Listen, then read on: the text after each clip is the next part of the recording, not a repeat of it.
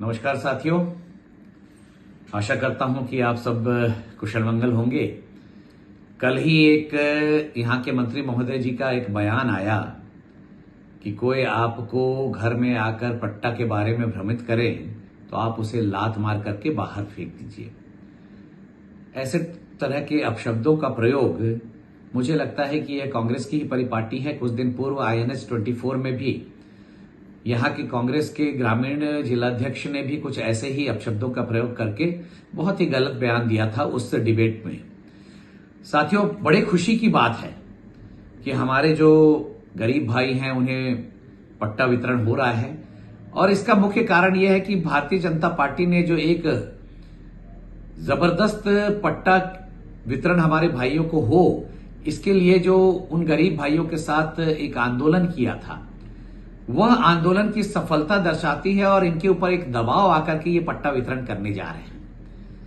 हमारी तो मांग रहेगी मंत्री महोदय जी से कि केवल एक वर्ग को या 10-20% को ही नहीं, अपितु 100% लोगों को पट्टा मिलना चाहिए।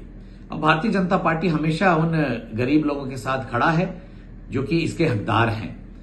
लेकिन आज जो पट्टा देने के बाद जो उसके नियम कानून आए हैं, उसको देख करके मैं थोड़ा सा दंग हो गया हूं।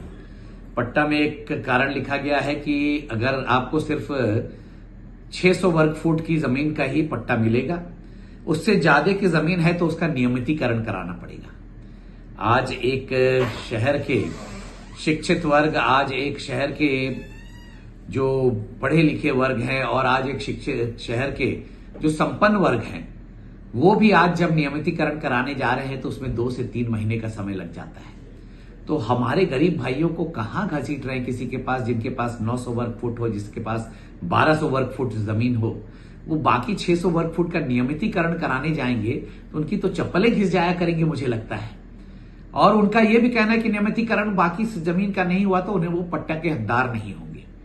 दूसरी बात मुझे सुन के बड़ा ही आश्चर्य लगा, और शायद ये कांग्रेस की परिपाटी रही है शुरू से, आज से नहीं, आजादी के बाद से, कि जो गरीब हैं बस उनको वोट बैंक के रूप में प्रयोग करें, गरीब गरीब ही रहे आखिरी तक। हमारे देश के यशस्वी प्रधानमंत्री हमेशा चाहते रहे कि गरीब का विकास हो, गरीबों के बारे में सोचे, गरीब गांव किसान के बारे में उन्होंने सोचा।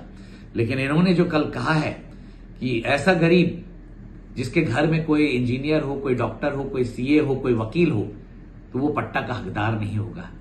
अरे भाई, क्या एक गरीब के घर में एक CA पैदा नहीं हो सकता है? क्या एक गरीब के घर में एक डॉक्टर पैदा नहीं हो सकता है?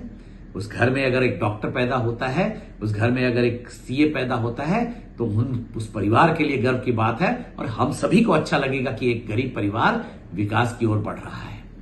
साथियों, एक बात जो उन्होंने कही कि कोई भी व्यक्ति आपके यहां आएगा तो उसे लात मार करके बाहर फेंक देना। हमारे छत्तीसगढ़ के लोग जो है, और छत्तीसगढ़ में एक कहावत है कि छत्तीसगढ़िया सबले बढ़िया, और इस छत्तीसगढ़िया सबले बढ़िया को ये हमारे छत्तीसगढ़ भाई बहन हमेशा सार्थक करते आए हैं। एक बहुत ही सरल सहज स्वभाव के लोग, एक ऐसे व्यक्ति हैं हमारे छत्तीसगढ़ के लोग जो कि संस्कार के धनी हैं, और इन्हें खुद वो साधु बन करके मंत्री महोदय, और इन्हें शैतान बनाना चाहता है। किस बात के लिए? अरे मंत्री महोदय जी, आप में इतनी हिम्मत है तो अपने घर से किसी को लात मार के दिखाइए, फिर जनता देखिए आपको कैसे जवाब देती है।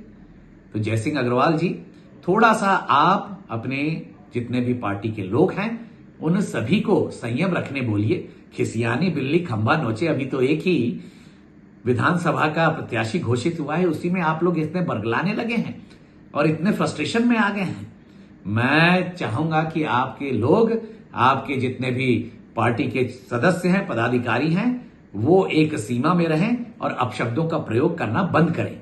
भारतीय जनता पार्टी इस सभी अपशब्दों का जो आप प्रयोग कर रहे हैं उसकी घोर निंदा करती है, और आने वाले दिनों में आपकी पार्टी को जमकर जवाब देगी।